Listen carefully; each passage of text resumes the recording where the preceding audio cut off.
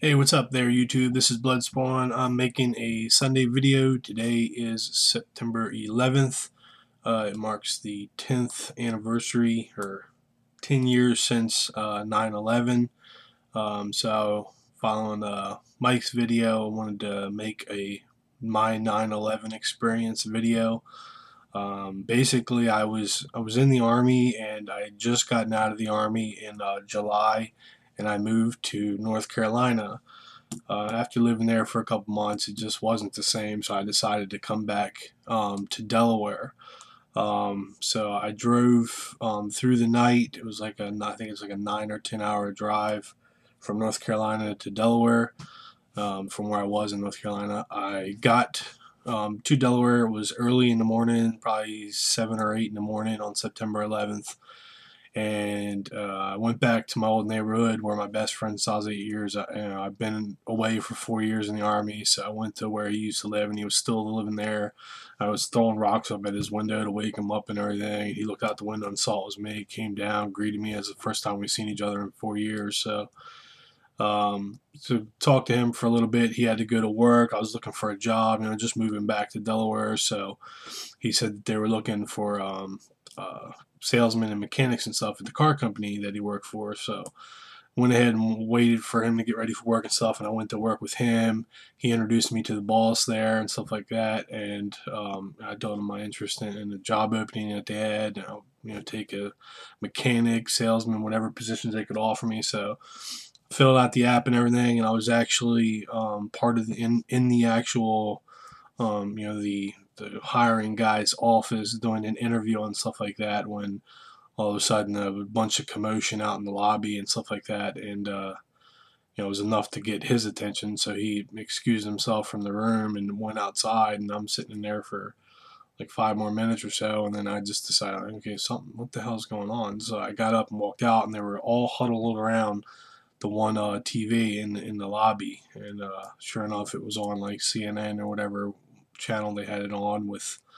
This is as soon as it happened, as soon as it came first come off, they really didn't know what was going on and stuff. So I don't know, probably 30, 40 minutes we were just standing there around the TV listening, and just and like basically in awe. Like it's one of those things that you're literally seeing it, and it's on CNN or something like a news channel, so it's legit. It's not like sci-fi channel, but it's what it felt like literally like.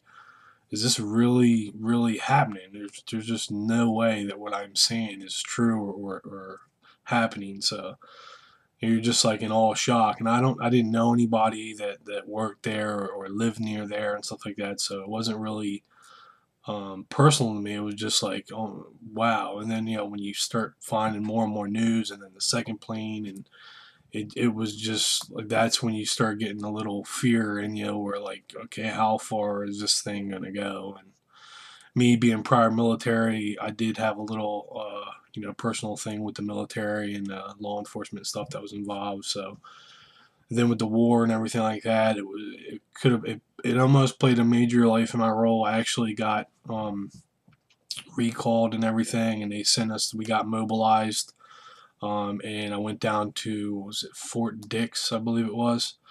I think I want to say Virginia. It's been so long now, but and basically, if anybody was around and knows about stuff that was going on at that time, if you remember, Turkey wasn't allowing us to use their ports. When the ship got the hole blown in the side and stuff like that, and they basically weren't allowing us to use their ports. That's the only reason why I didn't get sent over there. That one exact thing stopped our thing, because I was a missile launcher when I was in active duty, but then when I got out, I switched my MOS to 88 Hotel, which is basically, if I was going to go, I'd be the one scanning stuff going on and coming off of the cargo ships. So Humvees, and they come over with all the tanks and all that stuff. I'd be the one that keeps track, and we come up with plans on how to pack them and how to unpack them, so we can get the max amount of vehicles and stuff on a ship. So that's not really the only reason. We were down at Fort Dix for probably a good month. And when you're mobilized, you're locked down. There's no leaving the base. There's a curfew. You're locked down. You ain't going nowhere.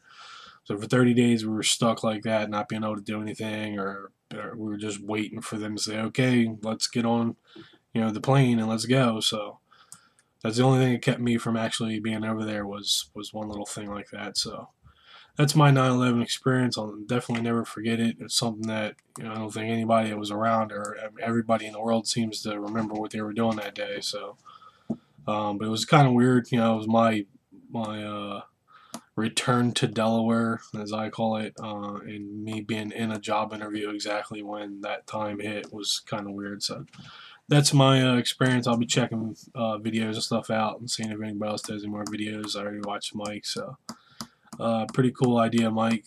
Thanks a lot for yours, and hopefully you guys are watching this. Talk to you later. Peace. Football.